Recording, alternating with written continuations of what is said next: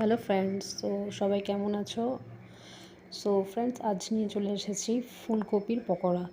So দেখো, ময়দা ঢালা হচ্ছে এবং বেকিং সোডা একটু দেওয়া হবে।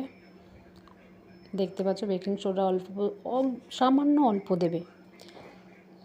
সো ময়দার পর বেকিং সোডা দেওয়া হচ্ছে, এবার দেওয়া হচ্ছে একটু সল্টের পর একটু হলুদ দেওয়া হবে। সো ফুলকপির বড়া মানে পকোড়া কার কার ভালো লাগে অবশ্যই জানাবে কমেন্টসে। এবং দেখো, শীতকালের মধ্যে ফুলকপির পকোড়াটা অনেকেই খায়, তো তোমরাও এরকম বানিয়ে খেতে পারো ফ্রেন্ডস। তো দেখো, হলুদ দেওয়া হয়েছে দেখতেই পাচ্ছ। এবারে একটু সুজি দেওয়া হবে যাতে ফুলকপির পকোড়াটা একটু মানে মজমজে হয়, একটু ক্রাঞ্চি ভাব আসে। তো একটু সুজি দেওয়া হচ্ছে এবং বেসন দেওয়া হচ্ছে, দেখতে পাচ্ছ বেসন। সো বেসনের পর এবার এটাকে পুরো মিক্স করে নিতে হবে। মিক্স করা হয়ে গেছে দেখতেই পাচ্ছ, মিক্স করছে ভালো করে। এবার একটু জল দিয়ে পুরো এটাকে পুরো মেল্ট হয়ে যাবে জিনিসটা। মেল্ট হয়ে যাওয়ার পর একটু হালকা সামান্য চিনি দিতে পারো, কেউ দিতেও পারে কেউ নাও দিতে পারে, সে যেটা যার ইচ্ছা। তো আমরা একটু হালকা চিনি দিয়েছি, তারপর একটু জল দেওয়া হচ্ছে। তো এটাকে পুরো মিক্স আপ করা হচ্ছে। ব্যাটারটাকে মানে এইভাবে তৈরি করলে ভালো লাগবে, একটু সুজি দিলে একটু ক্রাঞ্চি ভাবটা আসবে।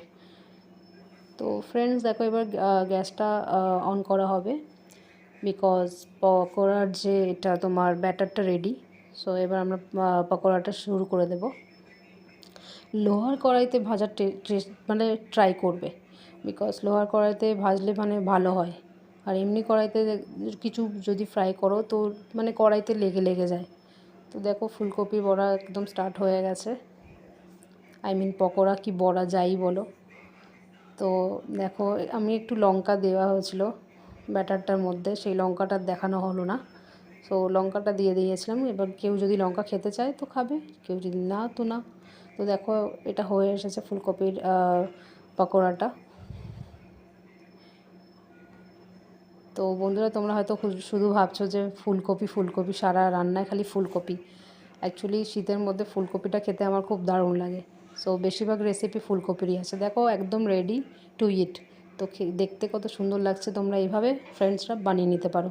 অ্যান্ড লাইক অ্যান্ড সাবস্ক্রাইব করতে অবশ্যই ভুলবে না friends. Have a good day, by.